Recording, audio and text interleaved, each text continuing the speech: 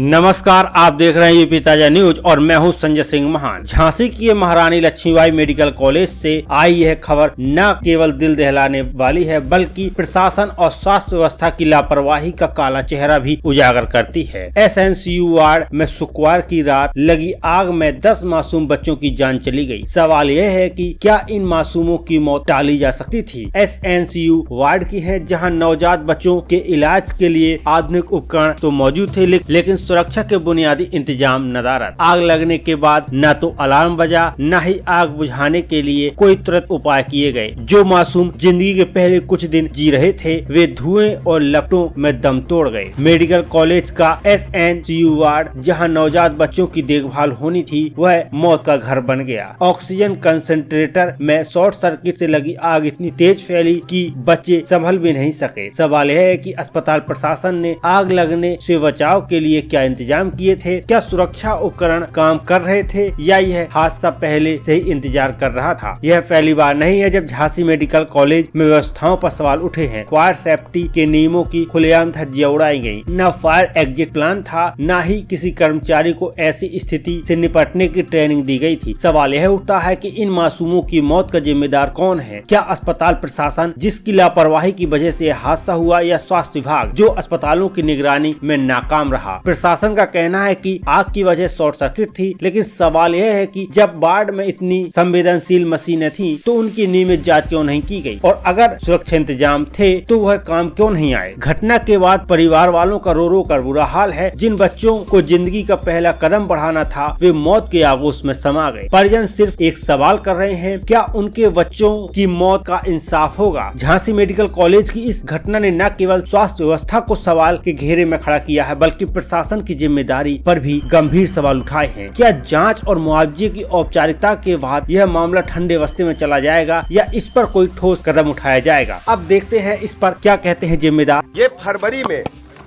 फरवरी में इसका fire safety audit हुआ था। इसमें फायर विभाग के साथ पूरी तरह से हम लोगों ने इसका ऑडिट किया था। अभी जून माह में हम लोगों ने मॉक ड्रिल भी किया था, जो समय समय पर सरकार के आदेशों के तहत मॉक ड्रिल किया जाता है। लेकिन ये घटना क्यों घटी, कैसे घटी, पूरी जांच रिपोर्ट आने के बाद हम कह पाएंगे। सर, 18 बेड के वार्ड में अभी जो वर्तमान स्थिति है मैं आपको स्पष्ट कर दूं। अभी जो वर्तमान स्थिति है ये अभी 17 जो बच्चे हैं वो हमारे हॉस्पिटल में हमारे पास हैं।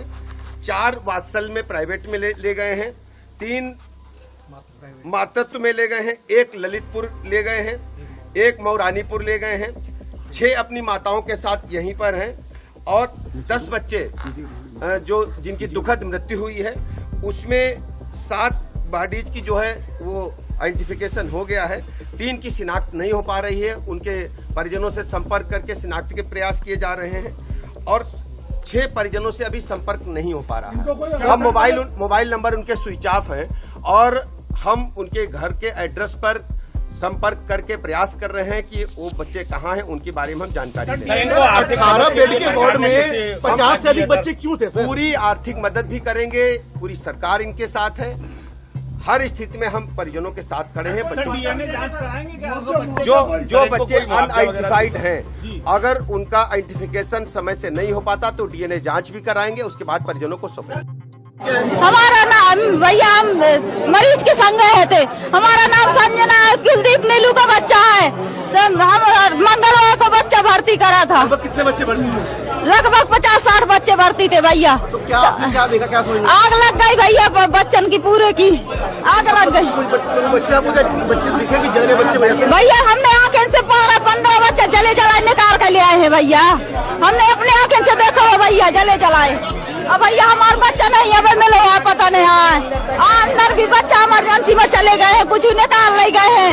10, 12, 15 बच्चा जल गए हैं भैया। भैया बच्चा नहीं मिला,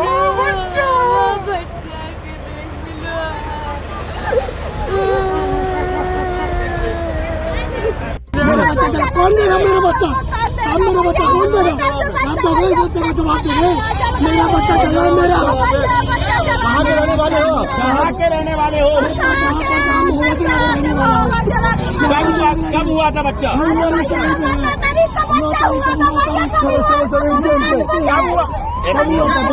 कब हुआ?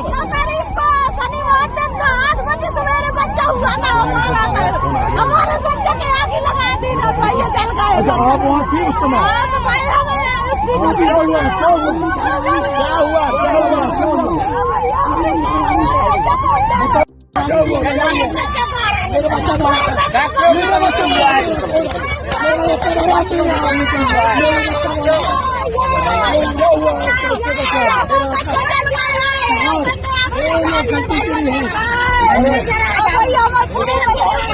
मेरा भी बच्चा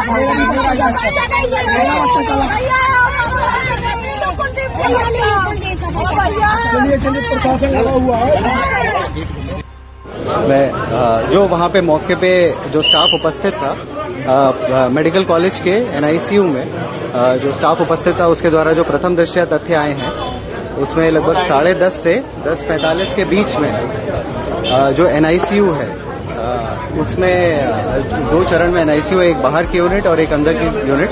जो कम क्रिटिकल होते हैं वो बाहर की तरफ रहते हैं, जो ज्यादा क्रिटिकल होते हैं वो अंदर की तरफ रहते हैं।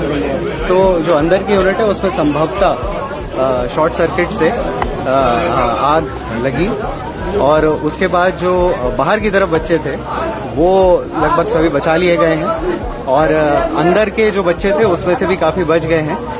प्रथम दृष्टया अभी 10 बच्चों के मतलब एक्सपायर होने की सूचना प्राप्त हो रही है और बाकी बचाव कार्य जारी है और पूरा समय रहते जो टीम थी वो लोग पहुंच गई थी, आग की और रेस्क्यू की टीम, और उनके द्वारा सभी लोगों को बचा, काफी बच्चों को बचा। अभी उसका वो चल रहा है उपचार सभी का। जो गंभीर रूप से घायल है उसकी अभी हम लोग टेक केयर कर रहे हैं, कितने हैं उसकी सब सूची बना के पूरा। बच्चे थे सर? आग लगने के प्रथम दृष्टया कारण जो वहां पे स्टाफ ऑन ड्यूटी था उसके द्वारा यही बताया गया कि शॉर्ट सर्किट स्पार्क हुई अंदर वाली यूनिट में प्रथम दृष्टया।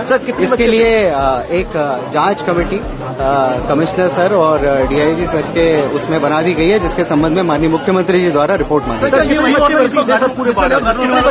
ये घटना सिर्फ एक हादसा नहीं बल्कि एक सिस्टम की विफलता का जीता जागता सबूत है। हमारी संवेदनाएं उन परिवारों के साथ हैं जिन्होंने अपनी मासूमों को खो दिया, लेकिन क्या संवेदनाएं और जांच उनके दर्द को कम कर पाएंगी? आप देख रहे हैं यूपी ताजा न्यूज। ऐसी हर जरूरी खबर के लिए जुड़े रहें हमारे साथ। धन्यवाद।